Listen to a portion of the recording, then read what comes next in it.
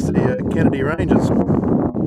That's where we're heading today, and we'll get the drone out and do some flies and walk up a couple of the little gorges up over on the right hand side over that way. There is a track that goes up over the top of those ranges and then comes back down that side. But I left the others. They were going down to Wurrumel Station, and I decided to go up to Kennedy's. So I'm here alone, all by myself, sitting on a rocky outcrop. Well, not a rocky outcrop, but a hill. Lots of quartz, so there could be some little yellow rocks around, but I haven't found any yet. Anyway, we're going to go up overnight, probably spend the day tomorrow having a look around the Kennedy's, and then head back down through to Mininu on the inland roads. There are, I don't know if you can see it. Are you getting dizzy yet? There you go, the wildflowers are out. It's not going to focus on them. Focus. Never mind, there are plenty of wildflowers out still. But yeah, that's our destination, up over the right hand side of these ranges. We're going to go through Gascoigne Junction, and we're about, what are we? About 20 k's out of Gascoigne Junction. Won't launch the drone, there's no real point. I'll wait till tomorrow and we'll fly up the gorge. Alright. Just coming out of Gascoigne Junction, crossing over the Gascoigne River. Enough signs to keep you entertained.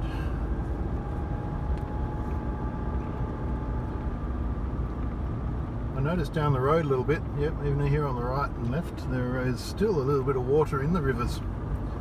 A lot of the creeks and that, so we'll still have lots of water holes, which should be quite handy. Hopefully the creeks out at the range will have a little bit of water in them coming down through the gorges, and that'll make some pretty nice photographs. And this is the main river here, main bridge going across the Gascoigne River. Travels all the way down through to Carnarvon. Plenty of water in this one.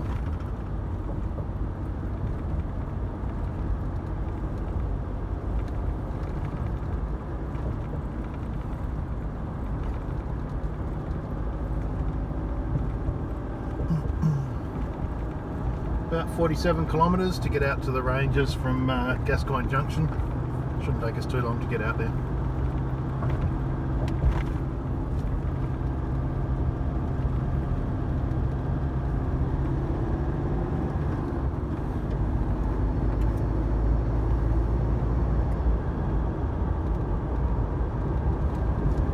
And this is pretty much what you're looking at when you're driving down the road. Just low scrubland. Don't usually get the power lines, they'll probably stop in a little bit. And there's not many wildflowers out in this area, they've probably all been picked. But yeah, further out there is, and on the way down from Carnarvon to Gascoigne Junction, there were fields of everlastings and other wildflowers. They do have these big gates here every now and then. If the roads are closed, instead of sticking up a road closed sign, they'll actually lock the road up, so people can't drive down them, because some people are silly and they drive down wet roads and destroy the tracks, the roads. It was bitumen all the way into here. Well, that's interesting. The sign back there said 47 k's, now it's 56 k's. It was bitumen all the way from Carnarvon to Gascoigne Junction, but I believe this road, well, last time I drove up this road it was gravel, so not sure how far this bitumen is going to go. In fact, I can see it stopping up here, and then it goes to gravel, and then it's a gravel road all the way there. Anyway, we'll get up there. Might walk one of the gorges today, and if it's not too windy, we'll fly the drone around and not too many people. And then tomorrow morning we'll go up and have a look at another gorge. Did want to do a lap. There is actually a loop around the Kennedys that goes up over the top of the ranges.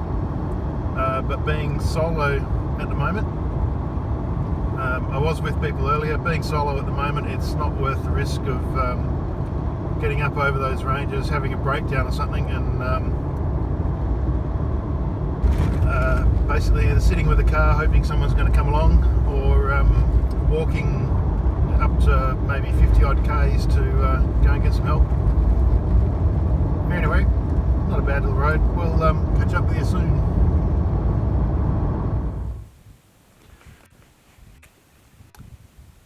I've come past this point and had a look in probably 20 to 30 years ago.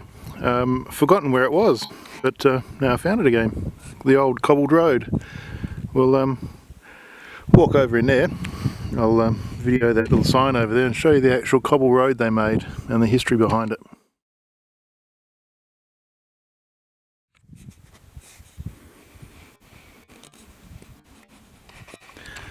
There you go, one cobbled road. I have no idea where they got all the rocks from, but back in the 1930s is when they built this. Worked for the dole to make roads in the outback.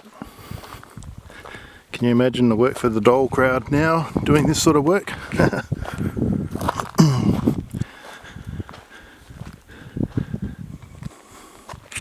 Goes on for ages.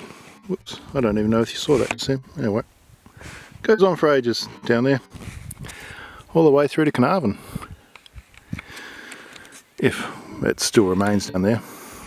I'm not going to drive it, I'm not going to walk it, but yeah, very interesting. And in the 1930s, when the Great Depression and a lot of people were unemployed, the government did jobs like this, worked for the dole, got out here and made roads, and good roads in those days, cobble roads, going down to the creek crossing there. Alright, we'll keep on cruising. It's quite a nice road to drive along. I'm plodding along at about 90 k's an hour. It's about 35 degrees outside. Inside I've got the air conditioning set to 26 degrees. That way when I step outside I don't die of heat exhaustion straight away. I'm also basically got a water bottle in my hand all the time, just constantly taking sips or mouthfuls of water, if you like, just to stay hydrated, because if you are out there in the heat, in the sun, you do get dehydrated very quickly. So just, you don't have to sit there and guzzle water all day, but just take mouthfuls of water every now and then, and you'll be right. If you're starting to get dry lips, or your skin's like drying out, and you can feel it getting hot and that, then you need to drink water. Oncoming cars, slow right down on these roads, otherwise you can almost guarantee to getting a broken windscreen. And put your aircon or your air intake to recirculate so you don't suck all the dust in. If it was a truck, I would be getting right off the road. Otherwise you're going to get showered in rocks. Oh, this guy's not slowing down.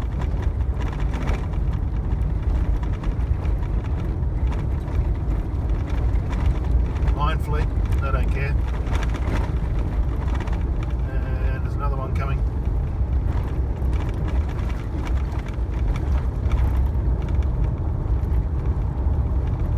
There's actually quite a lot of little, like little waterways, creek crossings and things. Some of them, like this one, and I hit that at about 70 k's an hour, so you can imagine hitting that at 110. Yeah, it's not going to do your car very good. Very, starting to open up again. You can see out to the left, you might be able to see some Buzzard Eagle on the tree there on the left. And unfortunately, they sit there and watch you go past, and when you stop and get the camera out and start walking back towards them, they take off. Yeah, there's a row of trees, tree line out to the left. It crosses over further, the road further up here I can see. So obviously there's another creek crossing coming up. And there's a dip.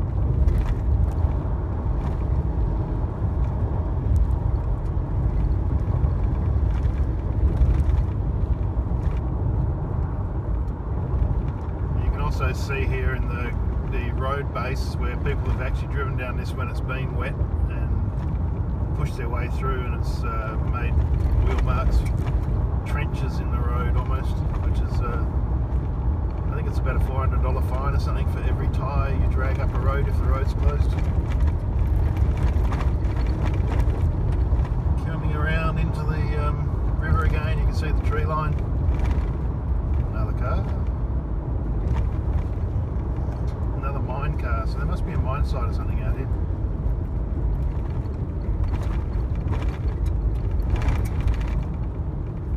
Might stop and show you this one. This is Lions River. Road subject to flooding, and if you're silly enough to cross a flooded roadway, you'll get washed away. Oh, gotta stop and do it. There you go. A little water hole. Still got water in the river. Another one down that way. It's quite a wide river. In the floods, you can see the trees stuck in the branches down there. Shows you how deep the river actually gets.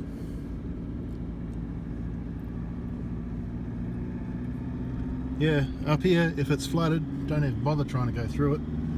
You probably won't make it.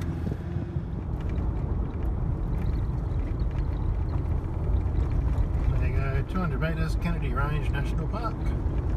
We might turn off in here and go and have a look.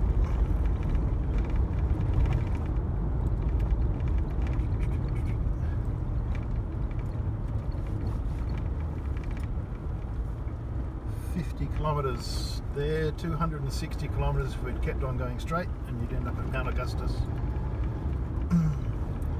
Again, being a national park, you are supposed to pay a park entry fee and also a camping fee at the campgrounds, and you're not allowed to camp in wherever you like. You've got to be in the campground to camp there. You can certainly see the range ahead of us. Nice big flat topped range. I'd love to have been able to go north of here to the right and pop up over that range and then down the other side. Would have been a good drive. Slow down for that one.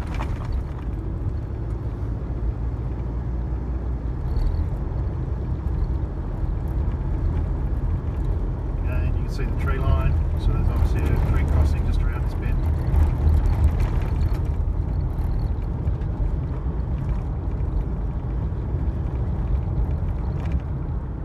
Probably a little dip.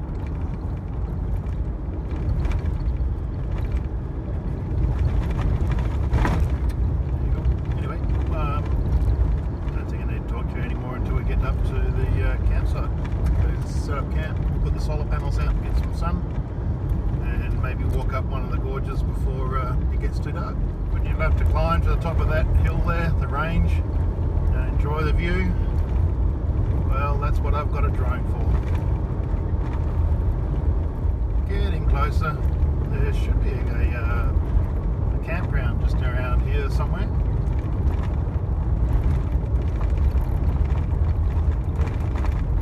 What does this say?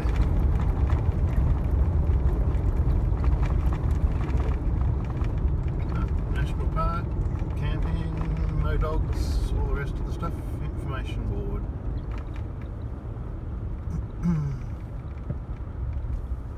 Get you a photograph of this later. $11 per night for an adult, $7 a night for me, and yeah. Alright, we'll go in and see what's going on.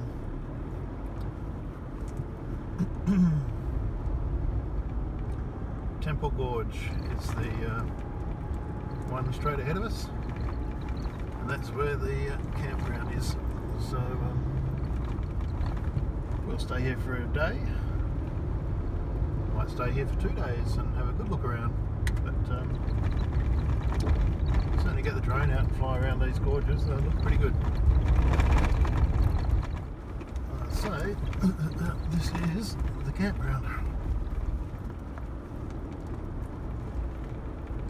There's still a fair few wildflowers around too. It's good.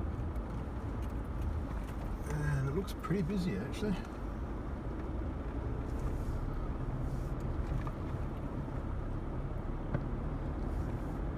Quite a few people. This is the start to Temple Gorge, which is a walk up through that way. Follows the creek line up. You can keep going up there, and there's a rock pool up there. I'll probably do that tomorrow because it's starting to get late. Although the sun's up nicely. Some big gorge hills. Campgrounds just down that way, and you can sort of see lots of high cliffs around us. A little bit of a breeze. There's no one around, which is great, so I am going to launch a drone and fly up the valley. This is a bit of a interesting sign. Hikers have died in this park. Probably not what you really want to put at the front of a walk, but anyway. You must be physically fit, carry lots of water, wear a nice brimmed shirt, and watch out for the really hot days. Anyway, yeah, I'll launch a drone here. It's quite calm. Can't see any eagles or birds around, which is good. And we'll fly up the valley a little bit, have a look and get a picture going down the valley.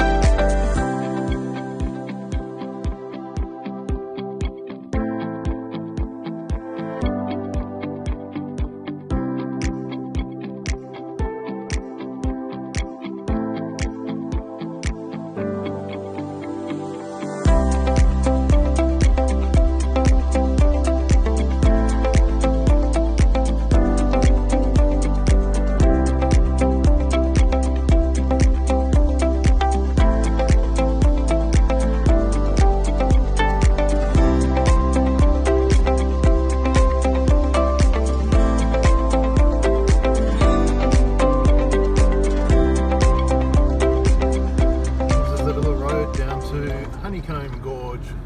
I'm not sure whether you can see very well down on the left side. Might take that off actually. There you go, that's better. I know I'm not supposed to be driving like this, but anyway, it's pretty amazing scenery along the edge of the escarpment.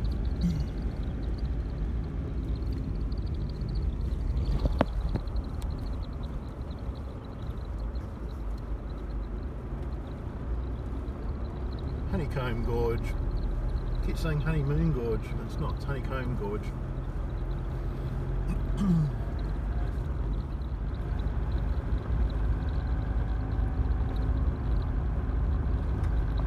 That's pretty impressive. You can actually see the stain on the wall from some waterfalls there coming down those little rock faces. It'll be good to see in the winter, but I don't think you'd get in here in the wet season up here. All these tracks would be cut off.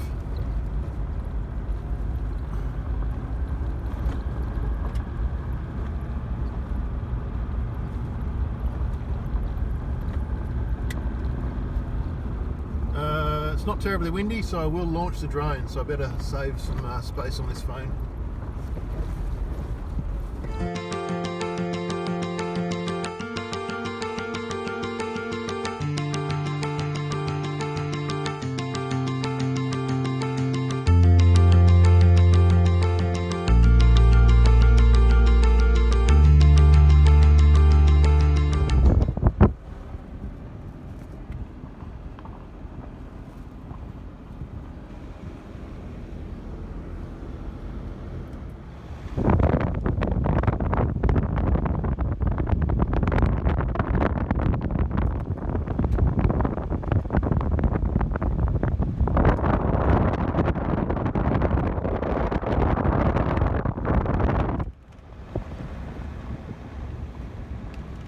Over that way is Temple Gorge, which is where I camped last night, and then the next one down, that one, is Draper Gorge. I haven't walked up that one, but it's starting to get warm. It's only 9:30 and I might start heading out. If you like the place as much as I like the place, you're just going to have to come up here and walk the gorges and have a good look around. It's pretty impressive. Open-ended gorges, I guess you'd say, whereas the Carragini you start at the top and you walk your way down into the gorges. These ones, you're at the bottom and you walk your way up the gorges. There are a few water holes in there, as you saw in the video earlier, but I wouldn't swim in it. The other ones up at Draper Gorge and that, there are some water holes at the end of the gorge which people have been swimming in. Anyway, better get on the road. I don't know if you can see those hills in front of us. They're quite interesting. I didn't see any tracks at all going in there. That would have been nice to have a track going into around those little hills. Anyway. More over there, sort of can't see it, can you? You can tell this is an old creek bed here. You sort of, in the distance, you'll see lines of trees, and that's where the creeks are flowing through or go through. You should never hit these things at high speed because you just don't know whether these little dips that we go through are going to be washed out or a big drop into them, and you end up leaving your stomach behind and half your car suspension. But yes, some of them are signposted, some of them aren't along this road, and also on the outback roads. Usually they're either signposted as a floodway or a dip. If they've got a sign on them, it usually means there's something that's pretty decent. This one just here, there you go, there's a little dip for you, but it's not major, so they didn't signpost that, otherwise they'd be sticking signs everywhere. But the major ones are signposted and you need to watch out for them. Other than that, on these gravel roads, this one's actually quite a nice gravel road, and I'm cruising around at about 90 k's an hour on it, which is not a problem at all. It is about 35 degrees outside, about 25 degrees inside because I don't want to be nice and cold, otherwise when I step out into the heat it's going to affect me a lot more. Here's a little dip just there. You just got to be careful of them. As for the heat, yeah, don't set your air conditioning down to 21 degrees. Put it up to 25, 26 degrees. That way when you step out you haven't got that major difference, and that will end up basically frying your brain, if you like. It makes you too hot. If you've got dry lips, if your skin's feeling hot, sweaty, drink lots of water. There's a little goanna on the road. Oh, he's still there. I thought he would have taken off. Yeah, if you're dehydrating, lips are dry, you know you're dehydrating from that. Even the colour of your urine, if it's a dark colour, you haven't drunk enough water. And you must out here keep drinking water. You can see this floodplain around out here. Very rough road too.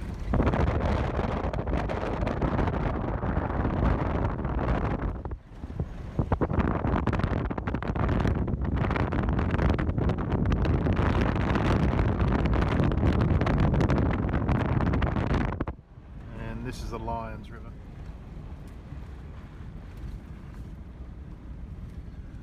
Almost go for a swim in this little water hole here. Actually, it's quite big up there. You didn't see out that way yesterday. Quite a big wide river. You can imagine this in flood. You can see the tree branches jammed up in the trees down there. Shows you how much water goes down these creeks.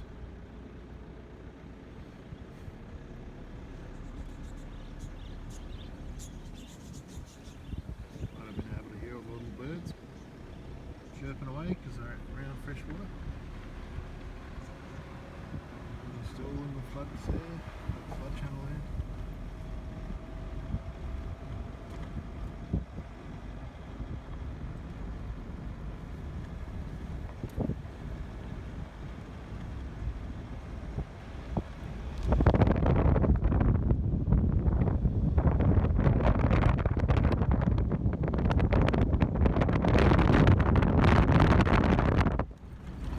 Ton of wind noise, aren't you?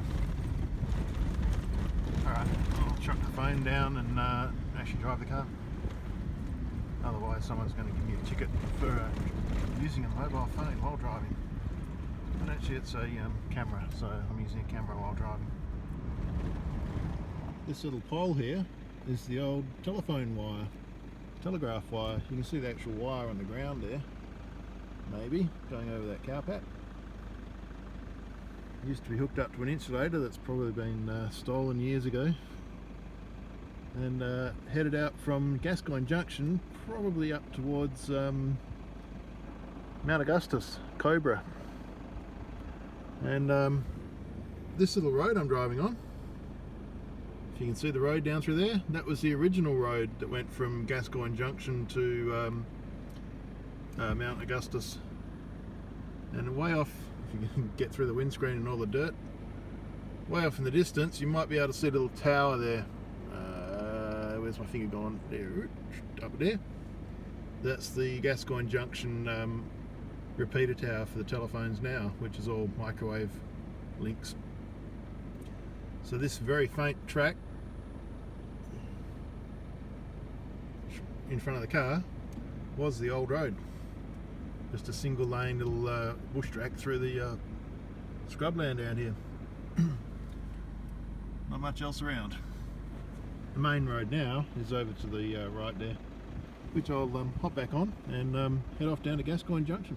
There you go, this is the Gascoigne River.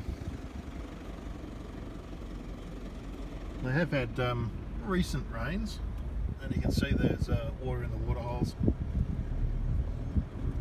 Let's see if this idiot's going to stop for us or whether he's going to keep on coming. Hopefully he stops. There you go. This is a very, very big river. One of the major rivers